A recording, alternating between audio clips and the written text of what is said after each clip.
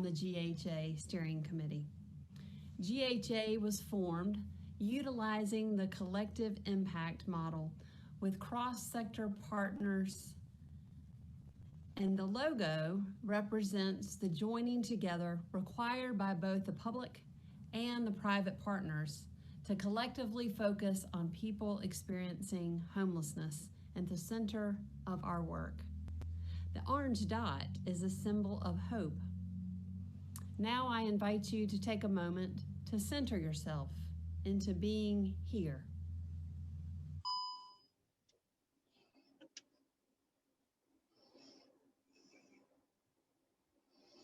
GHA's vision was also created by the founding organization, recognizing that many homes are not safe due to factors such as mold that impact health, and that affordable means housing costs do not exceed 30% or more of the monthly gross income.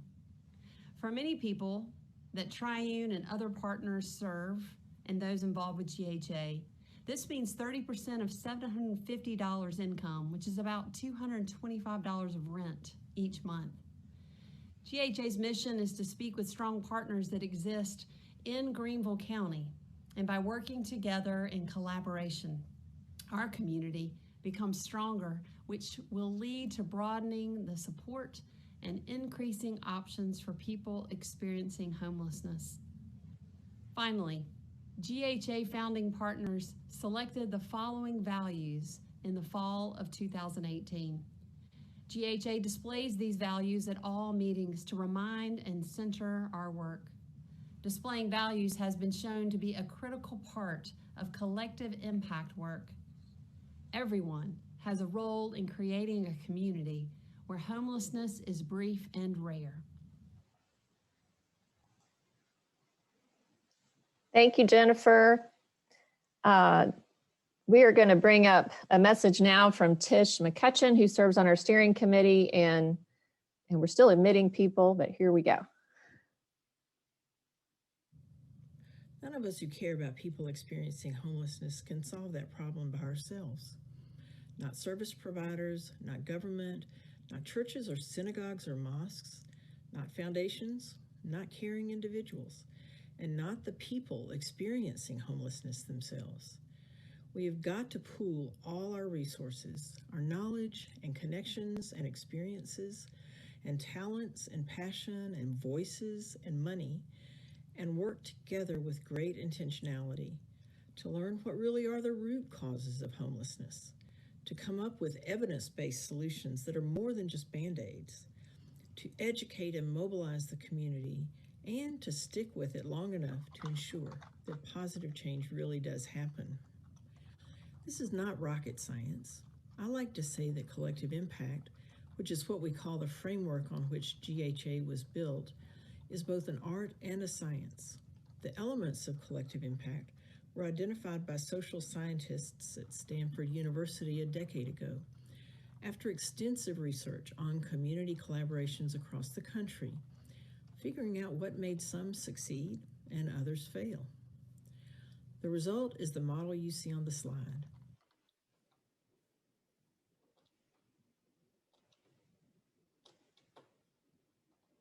These are what successful efforts have in common. As I said, it's not rocket science, but none of these elements, which sound like common sense, can happen without hard and dedicated work. Organizations have differing goals and approaches and cultures. Leaders have differing personalities.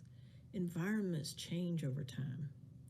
Turf issues and lack of political will and civic indifference can be fatal. The best strategy will flop if an infrastructure for collective impact isn't built. That's what we're doing with the Greenville Homeless Alliance. For me, the real secret sauce is the identification of a backbone organization. Often with a coalition, the members share responsibility for keeping it moving, which means it becomes yet another task on a staff member's plate.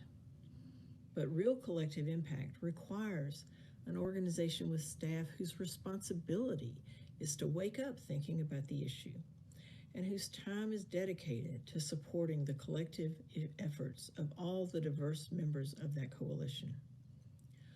Sometimes an existing entity is the best positioned to become the backbone for a collective impact initiative.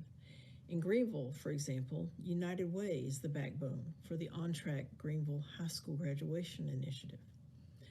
But in the case of tackling chronic homelessness, Greenville needed a new entity, and that's how the Greenville Homeless Alliance was born. We're committed to continuous improvement in the way GHA operates. We know we all still have much to learn about how to work together in the most effective and efficient way. But I'm convinced that the collective impact approach gives us the best chance of actually putting a dent in chronic homelessness. Thank you, Tish. We had that available as a recorded video because she is across the way in London, and just in case she had any difficulties, and it's pretty late there now. Appreciate you doing that ahead of time. All right, we are going to move into the third item on our agenda. And just before I do that, I know we do have a few elected officials who are joining us today.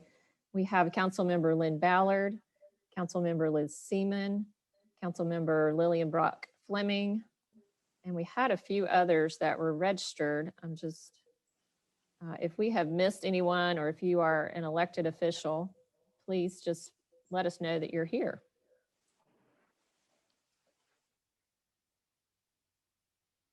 All right. I think we've got everyone who's with us. And I'm going to give a brief update on the Economy Inn. So I'm going to share my screen with you all. I'm Susan McClarty. Hopefully, I see Hank Hyatt. Did we get him in? Okay. Let me share my screen.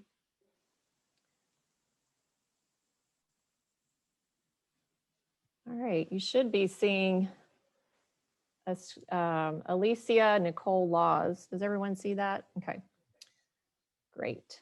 And I see we got Charlie Hall to admit. Okay. I think most of you are aware that we have recently responded to the Economy Inn being condemned on January the 13th. I just wanted to make sure everyone was aware that on December the 28th, Alicia was fatally shot at the Economy Inn, and this kind of triggered the most recent look into the motel by the county staff. And on the right-hand side of your screen, you should see back in 2018, when the Economy Inn was also condemned. This was the article on the cover of the Greenville News at that time. And it was January as well that year. So what we did after that point was to create a plan, and we're going to just drop in some links into the chat in case you're not aware of some resources that exist. But I wanted to remind everyone that not only did we create a plan that included partners, many of you that are on this call today, we were also challenged by the Greenville County Council chair at the time to try to simulate a closure. And so we did that at a church on Augusta Road. It's Buncombe Street's Trinity campus. And you'll see the partners on the screen that participated that day in the simulation. And it really did help us as we prepared to actually respond real time this January. And we went into it thinking, what are we going to do? There's a global pandemic that's still, going on, and Greenville is now at the epicenter of like the highest number of cases of COVID in the entire country per 1,000 residents. So we looked at one possibility was utilizing the Miracle Hill cold weather shelter beds. And I just have a picture here so you can see inside the Greenville Rescue Mission what those look like if you're not familiar with how that operates. And we have been having many nights that are cold, that these have been open in December and in January. And so they've had a pretty steady number. And again, with COVID, we decided that this really would not be the best option based on finding out from the county about how many people they knew once they went and did an initial inspection were staying at the Economy Inn. And so thanks to partners and funders that we're going to recognize at the end of this update, we pivoted to a different response to try to keep people safe and give everyone a place to go. So this picture is from the morning of, and you'll see we gathered there in the parking lot, and many of you are on the call, and so thankful for everyone that took time out of your day to be there with us. And that's Mata Crawford at the center. I'm gonna have another slide that recognizes the partners, but it was about 10 o'clock in the morning. It was pretty calm and quiet. And this is a picture of some of the law enforcement and code staff that were on site to go through each room. And then we moved into actually having our frontline service providers go and let people know that the motel, after the codes and law enforcement had gone through that morning, that there were actually more people staying at the motel than they had rooms that were safe to move them to. So that became the point where it was condemned. And you can see that's Lauren Stevens letting someone know that she and her spouse's room, that they were going to have to leave it that day. This is a picture of the motel office, which if you were over at the Economy Inn, you would notice that the original office when this motel was built has not been in use for quite some time. And so this is a converted office that was on the same section of the complex where Lauren is standing in this picture. And then just a shout out to people who just came and helped, like Katie Smith helped get a lot of people into motel rooms. Tracy Fant was there just as a support, as she had been on the site in 2018. This slide is just to kind of help you visualize who all participated that day and sort of how it ended up being coordinated. You'll see on your left side, these are frontline service providers who were there to be available to talk to people and go door to door. You'll see we had some signage, we had made trash bags available if people wanted to, take their most valuable items with them. And then the idea was, with COVID, we decided we'd help move everyone who wanted help to Grace Church. They made their sanctuary available, their downtown sanctuary, which turned out to be fantastic because we could spread out. Meals on Wheels was able to show up and provide a lunchtime meal for everyone. And it's also right across the street from Greenlink's transfer station. And so Greenlink sent you'll see there in the photo, that's the day of, that's one of their large buses that was right at the entrance. And then we have had the help of the Y bring food to people once they were placed into different motels. All that looks really nice and organized until it's about 80 people that you're trying to corral. So I will say it became a bit more squirrely after the point that we did the intake. And I say we, but I stayed back at the Economy Inn because we kind of had several waves of people coming in from work. But the biggest bulk did go down to Grace Church, and Lauren Stevens, I want to thank her and the Salvation Army and other partners who you'll see on this screen here that went as well down to Grace Church. And we really were able to talk to people and understand a bit more about each person's situation. So we had an idea of what they were paying. Most reported to us they had just paid a full week the day before. And so a few people, from what we understand, were able that day it shut down to get a refund, but most didn't. On this slide, you'll see as we saw that the response was going well, the news did pick it up. And so these are two women who were amazing that day. I want to give a shout out to both. We could not have had a successful response without these two. And then I'm going to keep going here to sorry, I lost my mouse.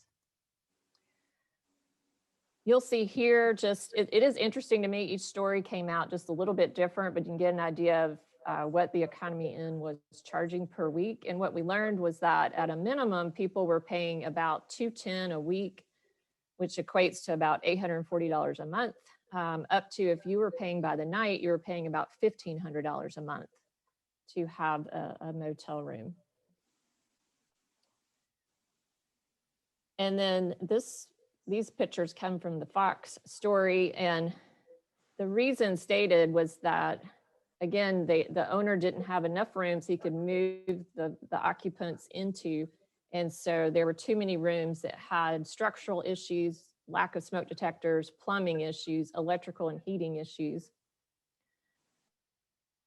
So that was when it became condemned. We did end up moving close to 80 people. And the response, because it was that many, has continued. And we're heading towards, get kind of, we're into week 3 now.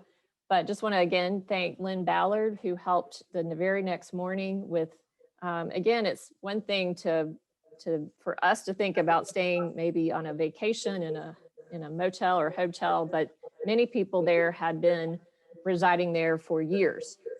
And so it's hard to, just pack up in the matter of an hour or less. And so Lynn and Katie Smith went and helped one family with moving some items into a storage unit. We did use a centralized call line, and that's this picture, the second one to the left. And we had a wonderful volunteer that answered the phone all day long.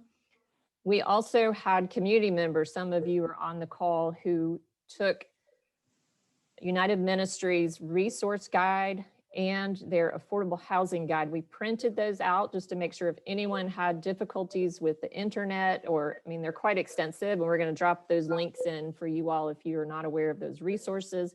But every single person that was displaced received that resource with instructions of what they needed to do in order to continue to either receive help or be better connected to resources.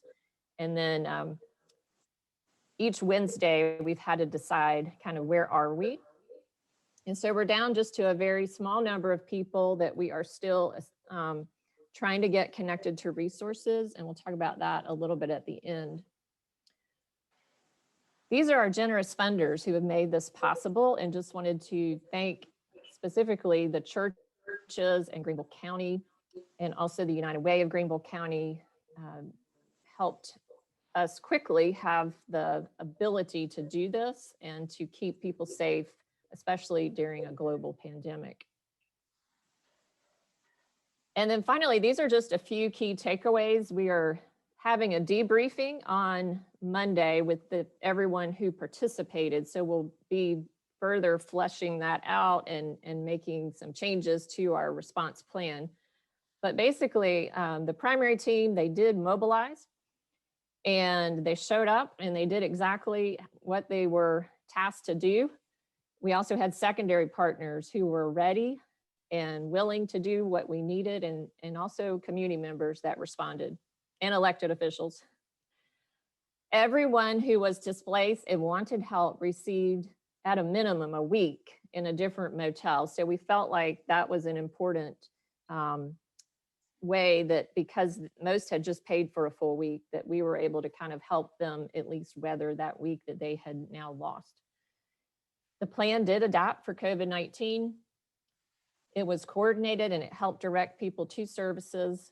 No one was harmed or injured. I can't tell you how calm and just having law enforcement there, and also the code staff, it just was very well coordinated from the county staff side. I want to thank them again. We did have motels that refused to take people. Once we were standing there with a perfectly good credit card in our hand, they looked at who was with us and said, we're not going to take anyone from the Economy Inn. And so that really threw things into quite a chaotic point, because we had so many people then at that time to place, and we kind of had called ahead. We had called ahead, and we knew even the day of, we had checked, and there were rooms available at these motels that refused to take people. Some did receive, as I mentioned, a refund for the week they had just paid, but not all. And again, the simulation from 2018 did prove helpful. So I want to keep us on time, but I've got just a few more minutes before we're going to go into our breakout room. And I wanted to share with you all what has been impressed upon me, besides what I've already told you about. I think I saw a little slice of life there that day. And a lot of the systemic issues that we have in our community were present. And sorry, it's been quite a lot. But just quickly, I wanted to share one story of a young man who, his name is Brandon.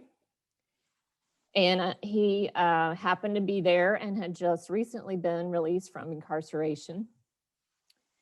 He's about 30, and he is a Black male. And he kind of seemed pretty lost that day, but was able to hang with us. And he was in the very last group that we placed, which ended up being close to midnight. Most of us hadn't gone to the bathroom all day because there was just nowhere to go. And he checked into his room and had a problem with the toilet in his room, and came back to get a plunger while I was still checking in the final folks. And by this point, I, really hadn't eaten since about 10 o'clock that morning. And again, had not gotten to the bathroom, and I was about to fall out in the floor. And he looked at me and he said, "Are you okay?" And I said, "No, I'm not really, but I'm just tired." And I know we're almost done. And so it just struck me that here was a young man who we have learned was basically out on the streets as a teenager because he was, I don't know why, but anyway, he was not with his family as a young teenager, and he got into some sort of trouble and he found himself incarcerated. We know that about 1,000 people a year return to Greenville County from being incarcerated, and about 70% of those are Black and about 30% are white. About 70% have undiagnosed mental health issues who return from incarceration, and most have medical issues that have not been addressed while in prison.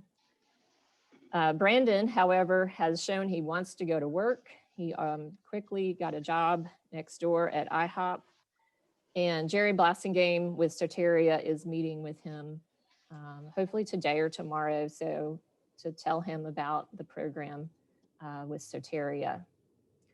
So that's just one story, and I would say the people that we are still assisting, thanks to Mata Crawford and her team, who've been a wonderful bridge to our other amazing frontline service providers who have all gone above and beyond with this response, do have mental health issues, or are seniors who have really no other options of places to go, and we're trying to get them into available housing.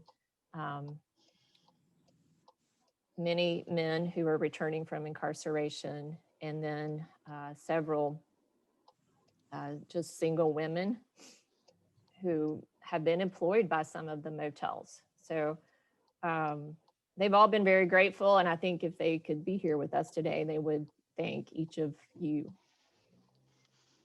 So what we thought we would do with that update is put you all into breakout rooms where you're going to talk about how do we make sure that we are figuring out the right type of housing and not motels like this to have in our community.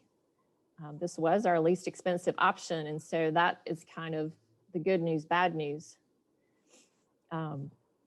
There was clearly drug dealing and other things going on at that motel, but it was an option that did exist for people that was more affordable.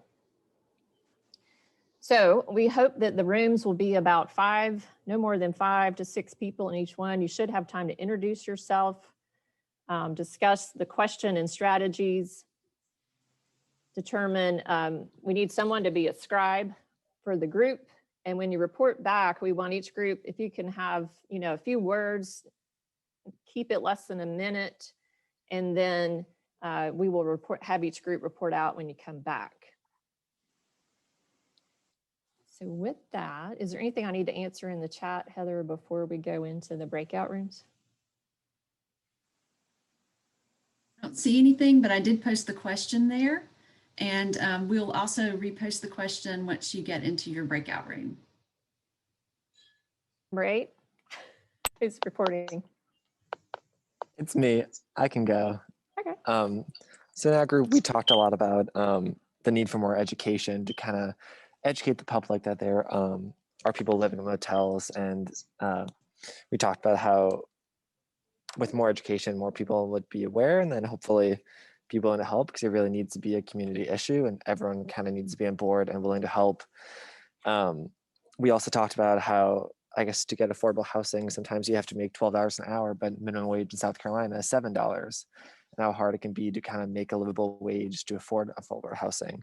So the issue isn't just housing, it's just the employment and the whole system behind it is really an issue. But I guess we also talked about how without the motels, people would be homeless. And while motels aren't obviously the solution, and it's not a great place to live, but without them, where would these people live? Where would these families be and all these adults be without them? So those are some of the things we talked about. Thank you, Griffin. And Griffin is with us as an intern from Furman University this semester. And we also have an intern from Bob Jones University, Ashley. So, all right, so we're going back to group 1 then? Okay. If you're a group 1's reporter, just unmute and give us a minute or less. Okay, thank you for letting him go first, Susan. Sure.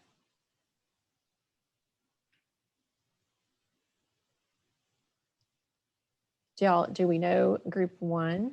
I think Carrie, I was in group 1, but Carrie was our scribe. I'm sorry, I didn't pay attention to what our group number was. Yeah, we agreed about the idea about educating and advocating for this issue, just how important it is for people to really see and know what's going on in these motels, the conditions people live in, to be able to understand it better.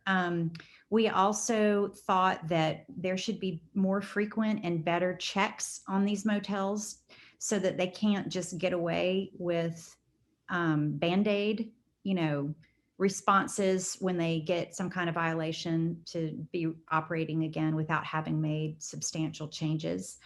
And then we talked about not reinventing the wheel and looking at some other communities, which I'm sure you've thought about before, Susan, but other communities and how they've worked with motels that are in similar situations and collaborated, with other community stakeholders and people in government to come up with some ideas that might work here as well. Great. Yeah, thank you. All right, group 2. Do you have a spokesperson? Susan, I'm the spokesperson for some group, but I have no clue what my group number is. Okay, you want to go ahead then? Sure. I'm speaking on behalf of Group X. So we talked a lot about the same things. We need to educate the entire public about the whole of the situation. What we mean by that is the motels may not be nice, but with lack of affordable housing, it is housing for people. So we don't want to tear down people's housing, because guess what? We tear down their housing and they're coming to see us over at Miracle Hill or Lauren over at Salvation Army. So we don't want to eliminate a poor housing option until we get a much better housing option. We talked about educating developers about options for developments. And then we talked about advocating to current landlords to eliminate barriers that are keeping people in motels rather than allowing them to move into affordable housing options. Awesome. All right. Well, I think you were group 10. So we'll come back to if anyone knows if they were group 2. Or just volunteer if you're a spokesperson for a group. I'll volunteer. We're group Z. We have no idea. And Brandon said he was in 2 groups, so he thinks we maybe were 5, but who knows? We kind of went in 3 directions. One was the need for advocacy around laws, around the way laws are created that actually make it easy to evict people, that make it hard for people to get out of homelessness, and also to continue to push for a developer tax that can help to provide some of the housing that we're talking about we have such a need for. We talked also about engaging landlords to build on what Ryan was talking about, but we came up with this strategy of you've got to figure out how to get into a landlord's head and figure out how to meet him there or her. And, if we can find a landlord with influence over his peers, a peer-to-peer approach, we can convince one landlord that, the perceived risks are not the same as the real risk to his business, then maybe he can over time convince others to behave differently. And then we talked about the importance of educating and supporting work around mental health, that we need caseworkers on the street. We need people who are connecting with folks who don't even know how to articulate what they need in this way. So that's kind of where our heads went. Thank you. All right. I see, looks like Lauren is a volunteer. Bruce is a volunteer. We were group 4. I noticed that it popped up and I was like, okay, I need to remember 4. So I'm Lauren Stevens. I was in group 4. I had some very interesting conversations with the members of our breakout session. And what we sort of were able to navigate in that was that we had a lot of different perspectives. We actually had 2 steering committee members on our breakout session. So, and then we also had a direct housing provider as well as someone from the medical community. So it's a really unique perspective and conversation that we were able to get from that. But we spoke about, having the expectation of a reasonable wage. And that isn't, and everybody becomes super, super rich. No, literally it's so that they can make enough money to live. And I think that that's a part of it, is having the reasonable wage also met with reasonable rent expectations. And those numbers are derived from sort of the same type of conversation. So that was our first sort of major point that we worked through. And we spoke about the sort of the maxed out income of a lot of our folks, specifically people who are on a fixed income, which predominantly is a demographic occupied by our senior citizens. And so, they're capped out at an annual income of $11,000. And by a show of hands, I'd like to see how many housing opportunities each one of us are aware of that will allow for that amount of monthly rent to be paid. Not very many. And if they are available, they are supported and backed likely by a nonprofit. So when you think of it, these are local problems being solved by nonprofits. And we would like to see them to be addressed and solved sort of at the system level, and local problems solved by local dollars. And then the third part of that conversation kind of led us to, how do we even define affordable housing? We spoke about the housing ladder, and a ladder by definition is, the rungs are within reach of the rung right above it. Unfortunately, with our ladder, we've had a couple of rungs removed, or they've been moved, or they're a little less secure when you grab a hold of them. So what we have to accomplish, I think, as a community is, how do we define that ladder? What does it look like? And then sort of the last 2 pieces are being a creative solution provider. So, and interestingly enough, this came from Jennifer with Triune Mercy Center, and I will use a phrase that we all became very comfortable with her predecessor, Deb Richardson Moore. It's that we need the unusual suspects to solve these issues. And what Jennifer suggested to the group was that we need to think outside the box. We need unusual solutions to these issues. So it's funny that came from the same place. But what she suggested was, old school buildings, old grocery stores, places that have closed, places that have moved, that are already existing structures, so that the cost of, you know, redefining that as housing would be less, because the structure's already there. And then most of those usually sit within a community where they can be connected to transit, a medical home, education, shopping, things like that. And then the last point came directly from the medical director through Prisma. And what we spoke about with him was that there's a lot of correlation between the health of a person and their housing. And, you know, the health of Greenville County is dependent on how many people, directly dependent on how many people we have who don't have somewhere to live. And if that somewhere to live is a dilapidated hotel, then we have a bigger issue. And that we are all believers in that if we are all okay, we are all okay. And that starts with people being given access to a safe place to live, and studying the outcomes directly and the cost effectiveness of the health and therefore the housing situation of members of this community. So that is what Group 4 had a very well-rounded discussion about in our breakout session. Thank you. Good stuff. All right. Bruce, do you mind going for our group? And we are trying to do a minute or less just so we keep on Sure. our agenda. So Group 9, we kind of attacked the housing or the hotel situation from a different angle, where what could we do to create a situation where we would need as many of these types of hotels. So obviously we need to build more housing that's affordable, where there's large subsidies available for folks to be able to afford things on lower incomes, whether you're elderly or disabled or things along those lines. We also had someone from Prisma, and they mentioned too about how healthcare and lack of it can really affect someone and really limit their income and their housing opportunities. We also realized that, you know, hotels are expensive, but so people have an income, but they don't have enough money for that first month to be able to pay those rent deposits or security deposits. So the community creating some sort of a pot of money to enable folks who are able and maybe under case management could move in more successfully to housing that's out there. We also wanted to see our state and community to make it a little more difficult to evict folks. People get evictions very easily, and then all of a sudden you can't get into a new place because you've got this record behind you. So working in that area would be really helpful. Obviously, increasing the number of better paying jobs gives people more income, which they can afford. And then how do we scale up organizations like Homes of Hope and other affordable housing developers so they could actually create more housing in our community. Thank you, Bruce. That's good. All right. Hey, Susan. Yes. Hi, this is Norma Jean. We were in Yes. Group 6. Awesome. Okay, so a lot of what everyone shared is a lot that we talked about as well.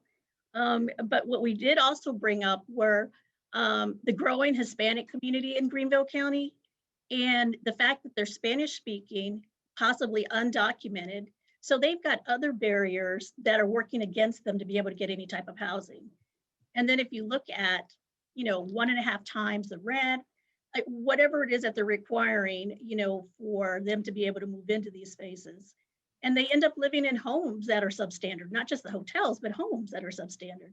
So that's just a huge, that's just another portion, a segment of the populations that we're talking about that also have some really, a lot of the same issues, but additional barriers that are keeping them into affordable housing.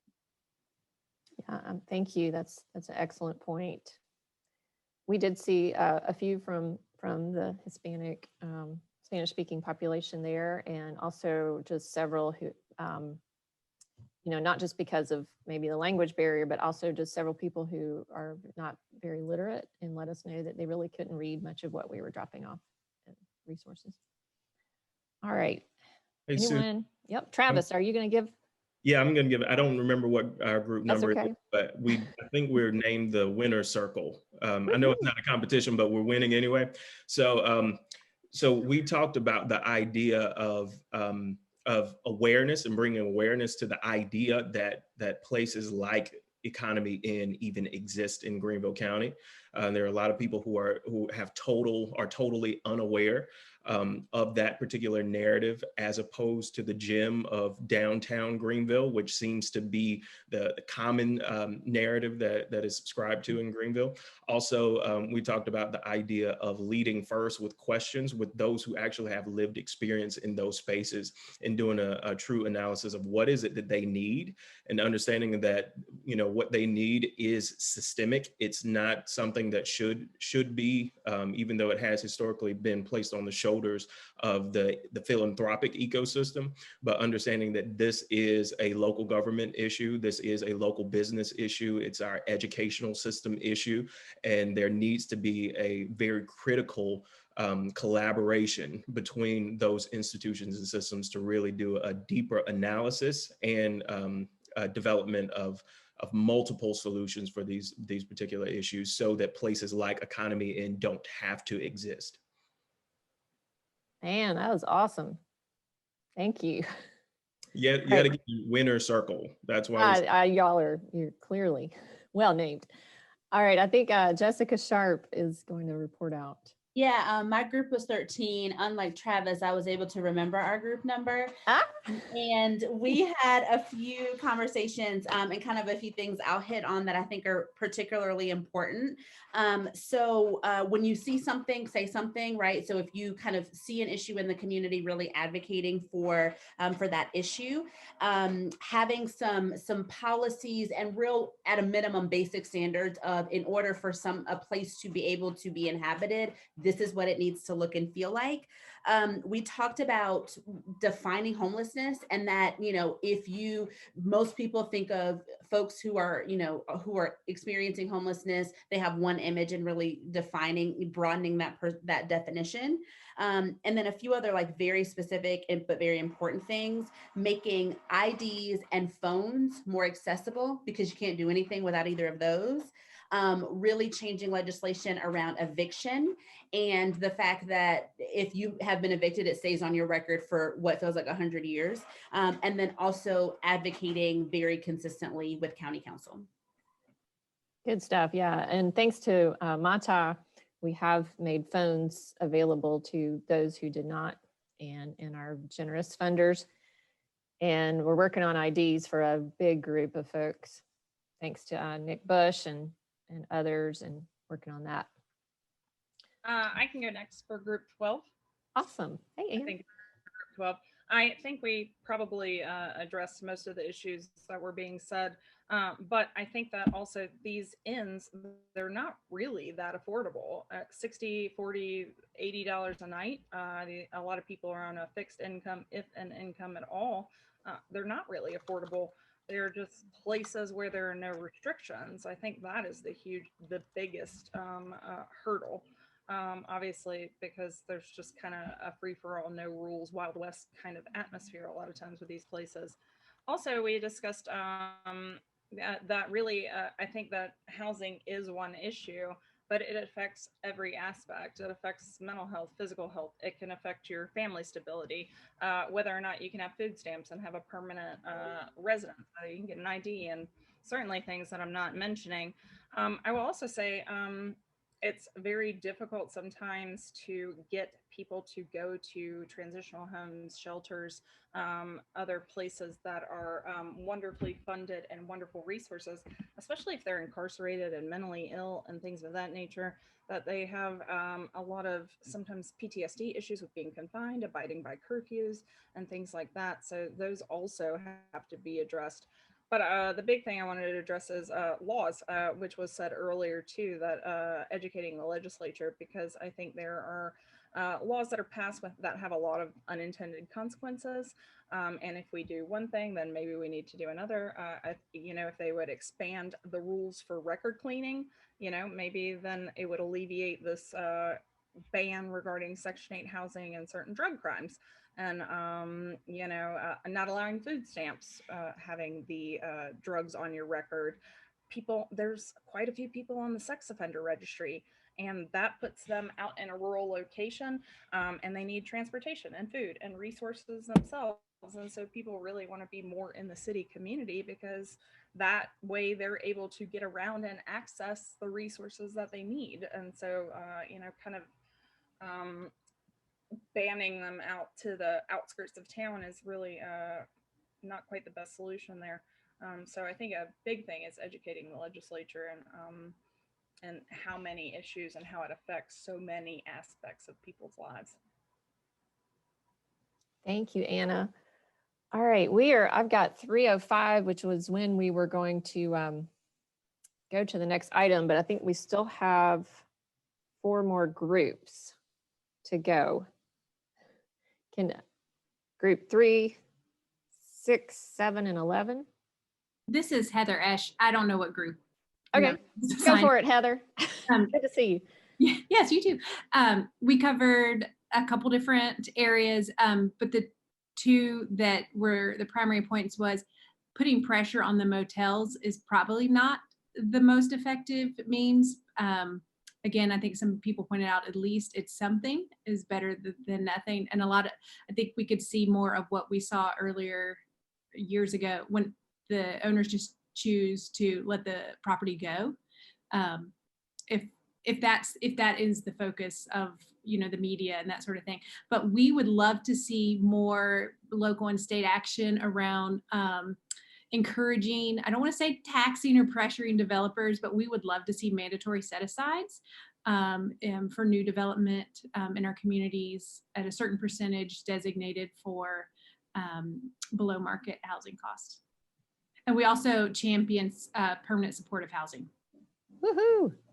All right, thank you. Maybe we have 2 groups left. That was group 3. That was group 3? Yes. Okay, thank you, Dolores. All right, I think we have 2 more groups to go. If you are one of those, just feel free to jump in. Susan, I can talk from group 11. Hey, thank you, Julie. A lot of what was already shared, a lot of what was already shared, has already been touched on, but just a couple of additional things.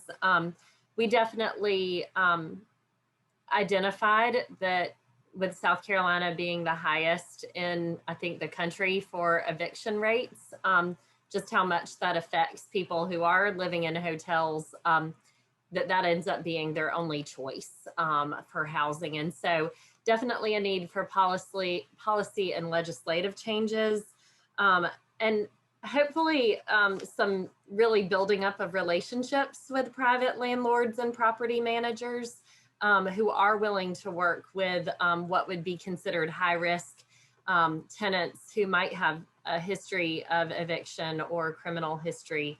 And then creating some type of roadmap for residents in substandard motels, some type of informational piece that's accessible and able to let residents know what are some steps that can be taken, even some landlords that are willing to work with perhaps people who thought they couldn't get a lease anywhere, and also landlords that have reputability, not then giving them a place to live that is compromising their health and well-being in a substandard place to live as well. So those are one other thing that James Alston mentioned from Beyond Housing is there any agency here that might be willing to think about going for some federal grants to purchase some of these motel locations and perhaps converting them into some type of pre-step facilities that could be available to individuals and families who are trying to take that next step but need a little bit of time. So those are a few things. Awesome. All right. And then we should have 1 more group. And it's a group that hasn't reported out.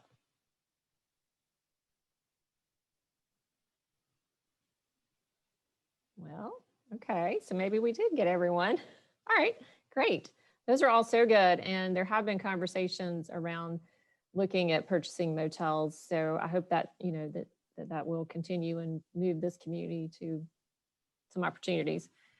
I am going to now introduce Ryan Durick with Miracle Hill to talk about the transitional house. Thank you, Susan. And that the conversation we just had is a great lead-in. So if you guys have heard me on these things before, I'm sometimes a little bit of a broken record. I am asked often if we need more shelters in Greenville, and the answer is no, we do not need more shelters in Greenville. What we need is a larger system that is accessible for everyone and works on both ends of the spectrum. So taking the economy in situation, what would have made that different is what was just discussed. Had there been prevention services going in there, talking to people, helping people be aware of the opportunities that they had. In the case of the economy and what that looked like was the case managers that were on site that met with people and helped them try to figure out what the next step was. Beyond that, much like what happened at the economy end, everybody who was willing was put in through the system through UHC. God bless Roya and UHC for fielding so many phone calls as a result of the economy end to see if anybody was eligible for services beyond that. So on the flip side of that, on the other end of the spectrum, you have the shelters and you have people who are housing, but we need more and more shelter exits. Well, Ryan, what's a shelter exit? I'm glad you asked. Certainly, we've listed affordable housing as a huge issue. On top of that, we need things like permanent supportive housing. You know, UHC is building a Church Street place here in the next couple of years in order to help people who are seriously mental ill and in need of shelter services. We need more transitional housing opportunities, as well as many, many different types of housing exits for people who are in our shelters. So at Miracle Hill, we know that that's something that we've done well over the years, which is sheltering and then transitional housing. To date, we have about 70 beds in transitional homes across the upstate. Now that started as a specific effort for people who are exiting our long-term recovery programs. But over the past 10 years, we've also started adding transitional beds for people exiting our shelters. One of the gaps that we knew that we had in Greenville specifically was no transitional beds for ladies or ladies with children who are exiting our shelters. So as we've built some more transitional houses, we are transitioning a transitional house that we already had into our first transitional house for women exiting our shelters in Greenville. As Lauren said, and I think Jennifer said at the beginning of this, we can't do these things alone. This is a cumulative effort on behalf of Greenville. And so as we look to transition this property, we knew we wanted to upgrade it and we wanted to make it a little bit nicer. So we are blessed that Leadership Greenville has stepped in and is raising funds for us to renovate the property and outfit it. We don't want to just put people in homes. We want to put people in homes that they're proud to live in for the time that they are with us and they're transitioning into their own sustainable, affordable living situation. So we're very excited about this. It's only 6 beds. That's what we can do in a single family dwelling, but it's the first 6 beds. And hopefully we can continue to expand that as the months and years go by. And I think I get to transition into Travis, who's with Leadership Greenville and is going to talk about his side of the coin. Yeah, right, brother. Thank you, Ryan, for that beautiful transition. So I'm Travis Wharton. I am the Economic Mobility Manager at United Way of Greenville County. Thank you, Jessica. I see that goatee in the chat. So what I've been working on over the past year is helping the United Way of Greenville County develop a framework for how we view economic mobility. And so we know that this is trending terminology that we see throughout Greenville County and across the nation, honestly, especially within this ecosystem of philanthropy. But there aren't a whole lot of people who really know what that means. And so the framework that we've set and kind of a working definition that we utilize is that economic economic mobility is the ability for individuals or families to change their economic status, and doing so by utilizing the programs, the resources, and the systems that are within their own communities. And so if we were to just take a tour around Greenville, anybody with a slightly observant eye would be able to see that there are programs, resources, and systems within Greenville County, but not all of the same systems are in place all over Greenville County. And because of that, everyone in Greenville County has a different economic mobility story. And so the larger narrative of economic mobility in Greenville is not a successful one. Our ranking nationally in almost 2,500 counties across the nation, we're 24th worst of economic mobility, meaning that it's more difficult here than most anywhere in the country for people that are born here in Greenville County to get out of poverty. More specifically, when we talk about some of those odds, if a child is born here in Greenville County, and they're born in poverty, they have a 4.7% chance of ever moving to the top quintile or the top fifth of the income distribution. Now, most people look at that and they're like, well, Travis, what are the odds that someone in poverty is going to actually grow up to be a millionaire? But when we're talking about that top quintile or the top fifth, we're not talking about necessarily millionaires. We're talking about people who are just reaching financial stability to be able to access housing, to be able to have consistent and reliable transportation, to be able to participate in their local democracies, all of the things that we so hold dear to ourselves as somewhat comfortable citizens. I know we're all making boatloads of money here in economic, in philanthropy. However, not everyone has that opportunity across Greenville County. And so we are super, super encouraged with our class of Leadership Greenville 47 to partner with Miracle Hill in the development of and the renovation of their first transitional house for women. In a lot of the data that we've begun to research, we know that women are the largest and fastest growing demographic of those that are living in homelessness right now. And so we appreciate Miracle Hill's role in that economic mobility narrative for women here in Greenville County, and providing independence, providing a platform for individuals to enter back into the workplace and be able to do that with both mental and spiritual support that they need. And so, Ryan, we're here for you, and we're looking forward to seeing the amount of impact that you all are going to be making in Greenville from now on. And with that, I'm going to transition it back over to Miss Susan McClarty. Thank you, Travis and Ryan. And Heather has just dropped into the chat box the brochure for the Leadership Greenville project. So we encourage you to take a look at that, and you can see and learn more and possibly decide if you want to help support it. All right. So next up on our agenda, we're going to move into an update from our working groups that have launched, and Diana Watson. Hello there. Sorry, I'm on the road today, but didn't want to miss this meeting. I am in the passenger seat, not in the driver's seat. But just wanted to share a little bit about the advocacy group. And Gail PA and I are co-chairing this. We're very excited about the opportunity to just this past week to talk with our group and to kind of start talking about defining what advocacy is, talking about giving a voice to those who may not have a voice for themselves right now, how to speak on behalf of or hear what they're saying, and then turn that around and determine how in the community we can make sure those voices are heard. So we had a really good conversation around with our group. And I love the fact that our group represents so many different nonprofits, but also so many aspects of Greenville and some lived experience as well within our group. So really great to hear just these different perspectives.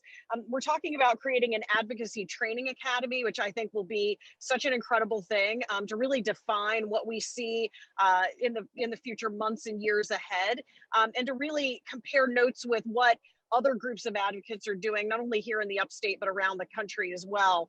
So we'll be doing some homework on that, really talking about what advocacy looks like, what we want to do with that advocacy. And a lot of you talked about this from your breakouts, but is it going to legislators? Is it talking more locally about some of the needs out there? Is it going to media?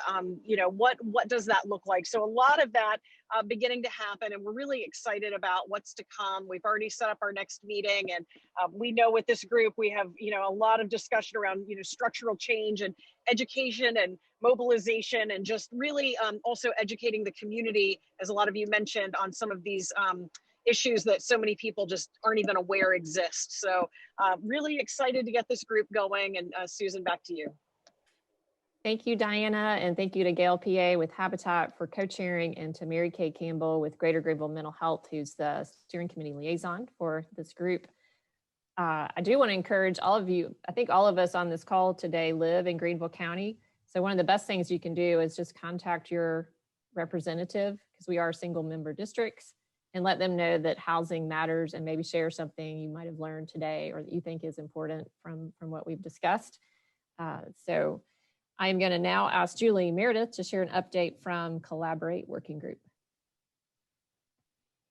Hey everyone, I'm Julie Meredith with Safe Harbor, and I am co-chairing the Collaborate Working Group with Paulette Dunn with UHC, and then Jennifer Falchiorn is the steering committee liaison from GHA. We are going to really be looking at several strategies that the GHA strategic plan has identified on collaborative efforts that are needed across Greenville County to make homelessness brief and rare. The first project we're going to be working on and looking at is to complete a mapping of our community to identify what are those regular touch points and steps that people who are experiencing homelessness typically have to take along the path as they're experiencing homelessness, and then on the path towards establishing housing. We recognize this is not the same for everyone by any means, and so we are expecting to create different maps for men and women, couples and parents with children who are experiencing homelessness. And the purpose of this is to do a few things to identify the gaps that exist in services and resources, how these gaps could be filled through the strengthening of collaborative partnerships with people who are already at this table, and those unusual suspects that it sounds like Deb Richardson Moore coined in the past. And then also to develop some type of clear communication pieces that can be shared with people who are experiencing homelessness that shows some clear pathways to establishing stable housing. Something that can point them not only to the immediate resources that exist, but also to some next steps that can be taken. We have not had our first meeting yet, but we will be meeting on February 17th for the first time. Definitely have already identified some people that have expressed interest in this group and excited for that. And of course, we're going to be needing voices from people who have experienced homelessness as well. So if you know someone that you feel like should be a part of it, please feel free to reach out to myself, Jennifer Falchiorn, Paulette Dunn, or the GHA leadership. Thank you. Thank you, Julie. And I'm going to pivot to Brandon Cook now, who is going to share from the steering committee. He's our health sector representative, and talk about what is next for working groups. Nope. No, I'm not going to do that, because Diana and Julie have just crushed it for me and just made my job super simple. So I'm good. No, seriously. For folks who haven't met me yet, I'm Brandon Cook. I am the Healthcare for the Homeless and Medical Respite Director at New Horizon Family Health Services. And I also am the secretary for the Greenville Homeless Alliance. And all kidding aside, Diana and Julie really painted a good picture of what to expect from these working groups. So the advocacy group is already met, as you just heard Julie say. Their group and the collaboration group is getting ready to meet. So I would strongly encourage folks to get involved with those groups. Also on the horizon, in the very close horizon, we'll also be launching the Educate group and the Innovation group, or Innovate group.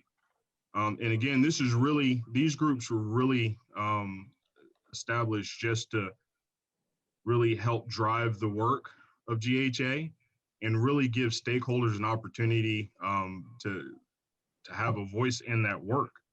And so really just encourage everyone on the call or on the Zoom or video, however you're attending or participating, really encourage folks to really pick a group that really speaks to you, become a part of that group, help GHA move their work forward.